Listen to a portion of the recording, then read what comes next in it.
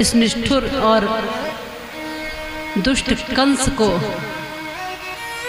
जैसे ही इसने भगवती माता रानी को देखा और वो भविष्यवाणी सुनी, वो बात सुनी, तुम्हारा काल कहीं और पल रहा है, बस तब से इसको चैन नहीं है, नींद नहीं, बेचैन हो गया और पूतना को बुला के आदेश दिया कि जाओ, जो भी बच्चे अभी जन्मे हो मार डालो सबको।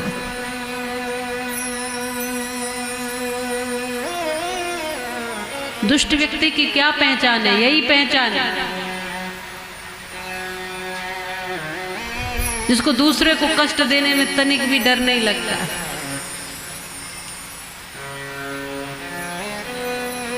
दुष्ट की यही पहचान है।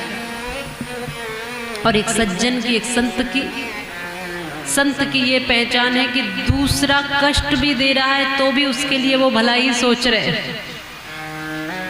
उदाहरण आता है ना, वो साधु नदी पार कर रहे थे, जल में एक बिच्छू बहकर जा रहा था, उसको हाथ में ले लेते, वो बहा जा रहा है, लग रहा है कि वो प्राण ही चले जाएंगे उससे। वो प्रयास कर पा रहा है लेकिन वो पानी से बाहर नहीं आ रहा, तो संत ने हाथ में लिया, जैसे ही हाथ में ऊपर उठाया पानी से, इसने तुरंत डंक मार दिया। तुम किसी का भला करने जाओगे, पहले व्यक्ति डंक ही मारेगा। तुम किसी का अच्छा करने का सोचोगे, सामने वाला अपनी वृत्ति के अनुसार तुम्हें नुकसान ही पहुंचाएगा, तो क्या हो गया? कई बार लोग कहते हैं ना कि हम तो उसका भला सोचते, अच्छा सोचते, वो हमारे बारे में बुरा ही सोचता है, वो बुरा ही करता है, वो उसकी वृत्ति है, ये तुम्हारी वृत्ति है। तुम भगवान का धन्यवाद करो कि तुम्हें ऐसी वृत्ति दी है। साधु ने बिच्छू उठाया, उसने बिच्छू ने डंक मारा। जब दर्द ज्यादा हुआ तो साधु के हाथ से फिर छूट गया, फिर बहने लगा और तड़पने लगा, और तड़पता हुआ साधु अपने आंखों के सामने किसी को कैसे देखे, तो फिर उठा लिया, फिर उठाया तो फिर डंक मारा, फिर दर्द होने लगा, फिर छूटा, और फिर वो प्राण उसके निकलते जा रहे हैं। देख रहे हैं साधु तो किसी को कैसे मरता हुआ अपने सामने देखे, एक जीव को भी नहीं।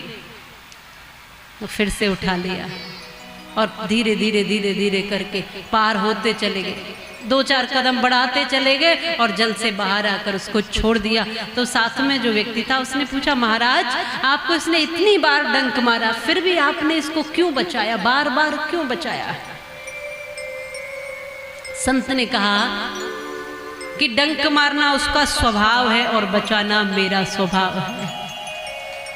संत ने कहा कि जब वो डंक मारना नहीं छोड़ रहा तो मैं अपने स्वभाव से क्यों हट जाऊं, मैं उसका जीवन बचाना क्यों छोड़ दूं? जब वो अपना स्वभाव नहीं त्याग रहा, उसने एक बार भी डंक मारना बंद नहीं किया, तो मैं फिर एक बार भी अपनी साधुता को क्यों छोड़ दूं? कई बार हम इसलिए कठोर निष्ठुर हो जाते हैं कि देखो सामने वाला भी तो निष्ठुर है। कई बार हम इसलिए गलत करने का सोचते हैं कि सामने वाले ने भी तो गलत किया। कई बार हम इसलिए गलत बोलने का प्रयास करते हैं कि सामने वाले ने भी तो गलत बोला। वो उसका स्वभाव, वो उसकी वृत्ति, वो उसके संस्कार। आप अपने संस्कार बना कर रखो। जरूरी नहीं कि कोई कटु बोलता है तो उसको कटु ही बोलना है प्रत्युत्तर में। मौन होकर भी बात को टाला जा सकता है, अगर टालने योग्य हो तो। मैं ये भी नहीं कहती कि हर बार मौन ही हो जाओ, स्थितियां निर्भर करती हैं, लेकिन कहने का भाव ये है कि तुम अपनी साधुता मत छोड़ो। दुष्ट दुष्टता नहीं छोड़ रहा तो साधु साधुता क्यों छोड़े? आज कंस बार बार यही सोच रहा है, क्या करूं? पूतना को बुला लिया। पूतना बाहर से सुंदर बन करके गोकुल में प्रवेश कर गई, स्तनों पे जहर लगा कर गई। पूतना बाहर से सुंदर बनकर गई है लेकिन भीतर से सुंदर नहीं है। कथा हमें कुछ दिखाना, समझाना, बताना चाहती है। कथा कुछ कहना चाह रही है। भगवान श्री कृष्ण से जब सब मिलने आ रहे हैं, उनके बाल रूप का सब दर्शन करने आ रहे हैं, ब्रज में सब दर्शन करने आ रहे हैं, तो उनमें दर्शन करने वालों में एक पूतना है जो बाहर से बड़ी सुंदरी बनकर गई है, भीतर मन इसका बहुत काला है, भीतर से राक्षसी ही है।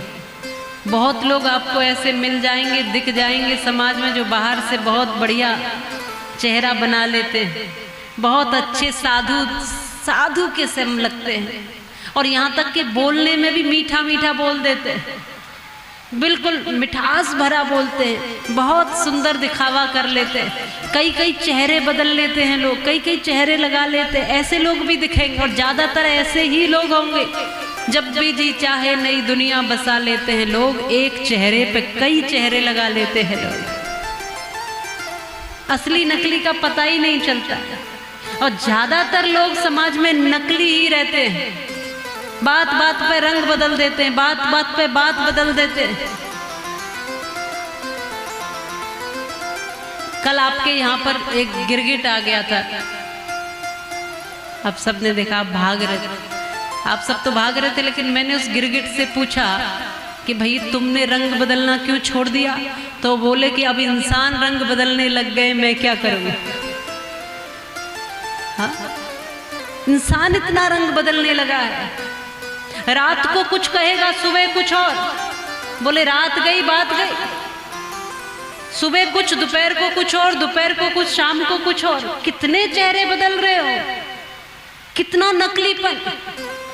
और फिर कहते हो कि हम सुखी नहीं रहते। कैसे सुखी रहोगे? नकलीपन लेकर सुखी कौन रहा है आज तक? झूठ के साथ कौन सुखी रह सकता है? थोड़ा थोड़ा असली होते चले जाओ, देखो कैसे सुख आएगा जीवन में, किस तरह की शांति और आनंद आएगा जीवन में। मैं कई बार कहा करती हूँ, किसी से परिचय पूछो तो ऐसे बढ़ा चढ़ा के परिचय देंगे, बिल्कुल नकली पर। साधारण सामान्य कह सकते हो ना, सामान्य रह सकते हो ना, सहज रह सकते हो, लेकिन बात बात पर लोगों को झूठ बोलने की आदत हो गई, बात बात पर नकलीपन की आदत हो गई, बात बात पर बढ़ा चढ़ा के बोलने की आदत हो गई। अंतर है, सहज भी रहा जा सकता है।